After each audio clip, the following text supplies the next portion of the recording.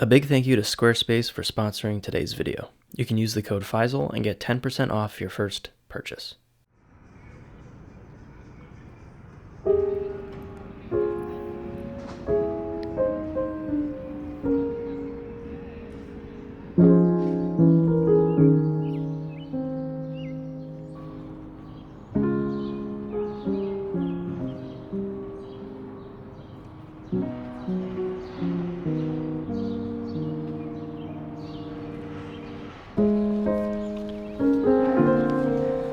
So I've been in Boston for about a week now, maybe 2 weeks, and I can't say I've ever felt this inspired to shoot this city in such a long time.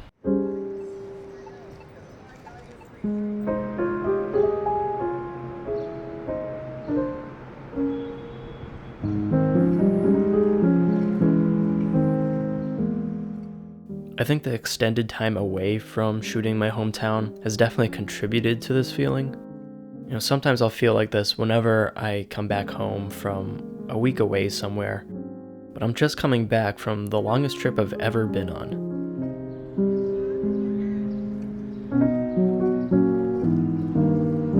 The last few years for me have consisted of a lot of traveling. I've been to cities like Istanbul, London, Lisbon. I did a trip across Morocco with my dad, and I was just in Paris and Venice. During this time, I've seen so many beautiful places, but I've also experienced different cultures and different people. It opened my eyes to things about photography I never really thought about before, and so today I want to reflect on some of those things.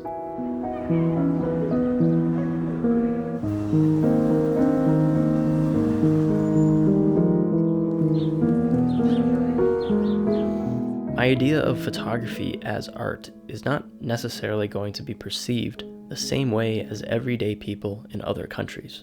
This is by far the biggest lesson I've learned over the course of my time traveling and doing street photography in foreign countries.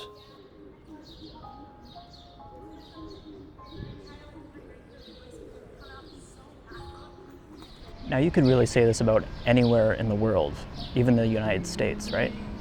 But here, I think people are used to seeing cameras. They see people with cameras every day. It's nothing weird, you know? When you go somewhere new, you cannot just go there and assume everyone's going to look at photography that same way. And you can't just assume that you can explain it away to someone either.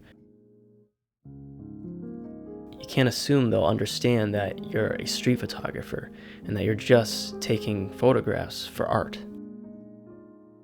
As some of you who have been closely following me know, I was just in Venice. And the second week I was there, I was walking around in a bit of a residential area. I saw a really beautiful looking street, and I was, framing up a shot, and all of a sudden I heard this loud, angry sounding voice coming from behind me.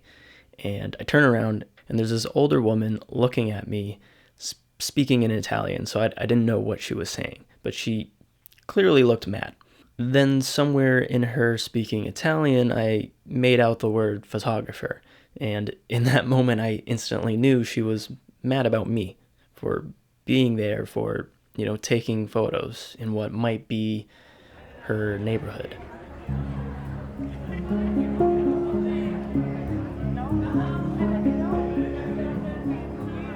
Venice sees some of the most tourism than any other city I've personally been to. It also might be magnified by the fact that, there's so many people in such a small city, but it was pretty eye-opening to me at times. And being a photographer, you can easily get lumped into that same group of, mass tourism. All I could do in that moment was just awkwardly smile back at her because clearly I had no idea what she was talking about, but could understand she was mad about something having to do with me and my existence. In that interaction, it didn't matter what my intentions were as I was taking photos. It didn't matter to that lady that I was trying to create art and, show the beauty of that neighborhood. To her, I was just another tourist.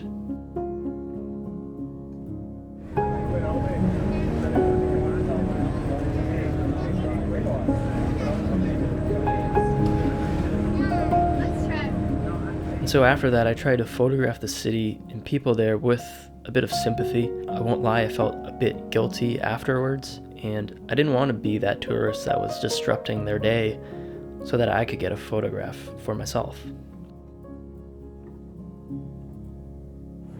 In Paris, it was a bit different. I went there thinking that people would be perfectly fine with street photography, but I actually found it to be a bit more challenging than I thought it would be.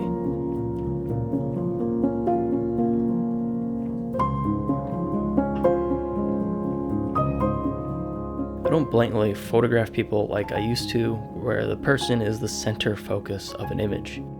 But even trying to photograph in my own style in Paris was sometimes a bit difficult because people would think I was photographing them, even when I was just photographing a larger scene. And they'd, stop me and ask if I was taking their picture. I didn't expect that to happen that much. I figured it would be similar to New York City. And that was a mistake, clearly, because there isn't any city in the world that's like New York City when it comes to street photography. You can't even compare that city to other cities in the US. But I figured because Paris is, one of the big cultural hubs of the world, there'd be a similar perception to street photography. But I was wrong.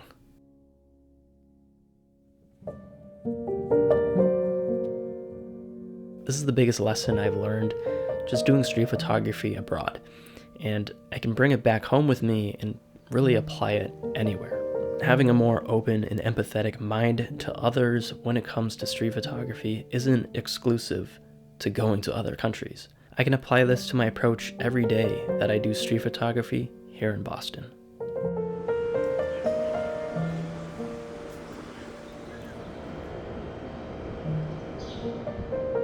I grew up in Boston, Massachusetts. It's the city I know more than any other city in the world.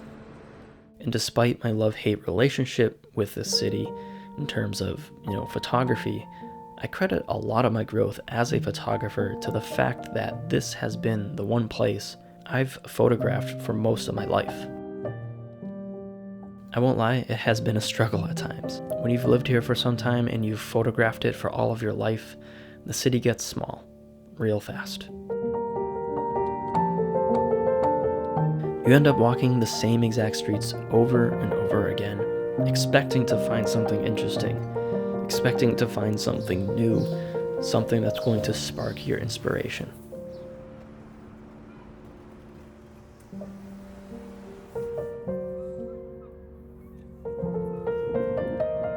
I know a lot of people can relate to this feeling when it comes to, the city that they live in. I'd grow frustrated by it, and I'd try to crash on my sister's couch in New York City just to be somewhere else and to feel inspired to take photos. It honestly became a crutch at a certain point.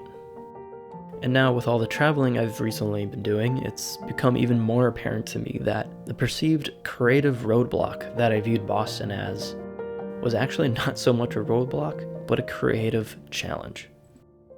A challenge that was making me a better photographer, a better observer in the long run.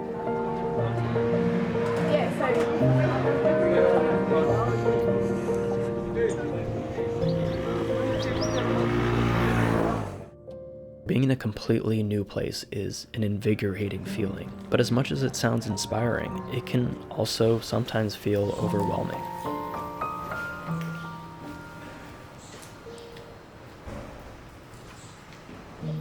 When everything is so new to me, I almost feel less inclined to look at things in new and different ways, because things are already new to me. In other words, I can sometimes feel less creative when I'm somewhere entirely new.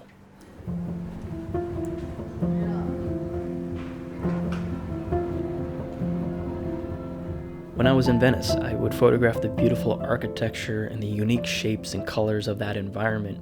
It was so different than what I'm used to here in Boston. But in doing so, I wasn't necessarily being very creative with how I was photographing those scenes. Add on top of this the earlier point I made about traveling in a new place and being conscious of other people's opinions to photography, so I'm less inclined to push myself creatively to get certain photos.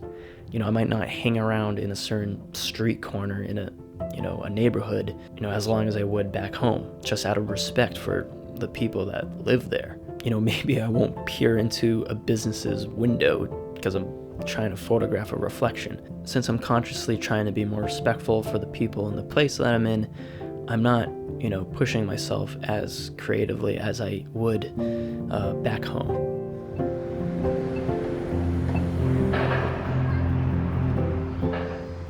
Coming back home to Boston, it's the same old city I've known for years. There's not much different or interesting to me about this city, but I'm growing increasingly appreciative of the challenge it is to photograph this city. I didn't think that all of this traveling I've been doing would make me feel this way, but I feel like this city has brought the best out of me as a photographer, and I'm thankful for that.